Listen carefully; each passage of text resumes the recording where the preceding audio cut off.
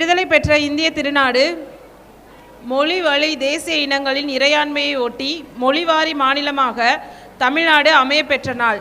தென்குமரி முதல் வடவேங்கடம் வரை மூவேந்தர்கள் ஆண்ட மண். சிலவற்றை இழந்து மீள் உருவாக்கம் பெற்ற நாள். அதனை கொண்டாடும் நிகழ்வின் இரண்டாம் கட்டமாக சிறப்பு விருந்தினர்களின் மொழி கேட்போம்.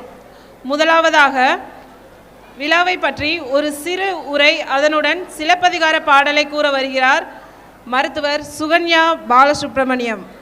இந்த இனிய வெள்ளி மாலையில் இவ்வாழ்வையும் என் தமிழையும் தந்த என் தாய் தந்தையரை முதலில் வணங்கி முருகனை பணிந்து இந்த சிறு உரையை நான் தொடங்குகிறேன்.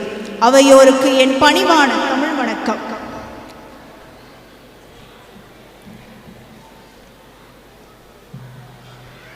ஆயிரத்தி 1969 ஆண்டு மெட்ராஸ் மாகாணத்திற்கு தமிழ்நாடு என பேரறிஞர் அண்ணா பெயர் சூட்டிய நாள் என்று. அந்நாளில் நம் தமிழர் மரபையும் பண்பாட்டின் அடையாளத்தையும் மொழியின் பெருமையை பறைசாற்றும் விழாவாக்கும் நோக்கத்துடன் மிக தீவிரமாக பணி செய்தவர்கள் இந்த நடுவம். ஒவ்வொரு நிகழ்ச்சியும் ஏற்பாடு செய்து வாடகைக்கு இடம் பிடித்து சாப்பாடு கொண்டு வந்து கலை நிகழ்ச்சிகளை நடத்தி காட்டுவது என்பது ஒரு திருமணத்தை நடத்துவதை போன்றது. அத்தகைய சிரமப்பட்டு நடத்துகிறார்களே இந்த நிகழ்ச்சி. இந்நாட்டில் வசிக்கும் தமிழ் மக்கள் அனைவரும் நம்மை போன்ற ஆர்வத்துடன் கலந்து கொண்டால் எவ்வளவு சிறப்பாக இருக்கும். அவர்களுக்காக எழுதிய ஒரு அறைகூவல் கவிதை.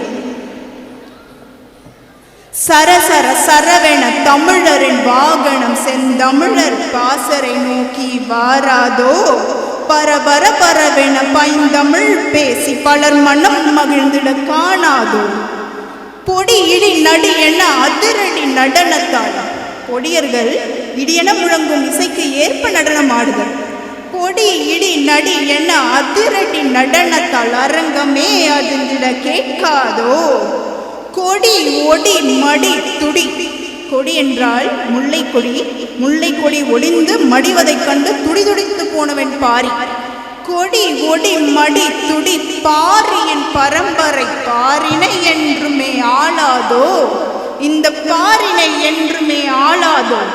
ஆளும் மொழிக்காக உழைப்பவர்களோடு கரம் கோர்த்து பயணிப்போம். அதுவே மொழிக்கு நாம் செய்யும் பெரும் பணி. அடுத்ததாக சிலப்பதிகார பாடல், அதனுடைய விளக்கத்தை கூறி இந்த உரையை நிறைவேற்றி செய்கிறேன். கடவுளை வாழ்த்தி இலக்கியங்களை எழுத தொடங்குவது மரபு. ஆனால் இயற்கையை போற்றி சிலப்பதிகாரம் எழுத தொடங்குகிறார் இளங்கோவடிகள் மங்கள வாழ்த்து பாடலாக.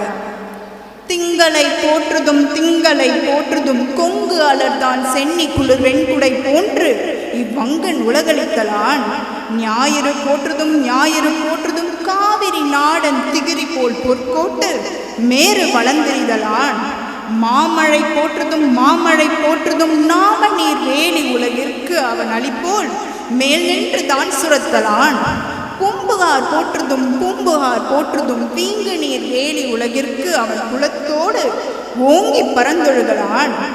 பொருள்: திங்கள், அந்த நிலவு சோழ மன்னனின் வெண்கோற்ற குடையை போன்று குளிர்ச்சியாக இருந்ததாம்.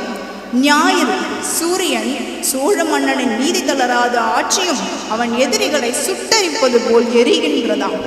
மாமழை சோழ மன்னனின் கொடை மிகுந்த ஆட்சியைப் போல் மேல் நின்று தான் சுரத்ததாம். பூம்புகார் நகரம் உறையூரின் துறைமுகமாகவும் வணிக சிறப்புமிக்க நகரமாகவும் சோழ மன்னனால் பெருமை கொண்டதாம். இயற்கையே இயற்கையின் இயற்கையான தெய்வம்.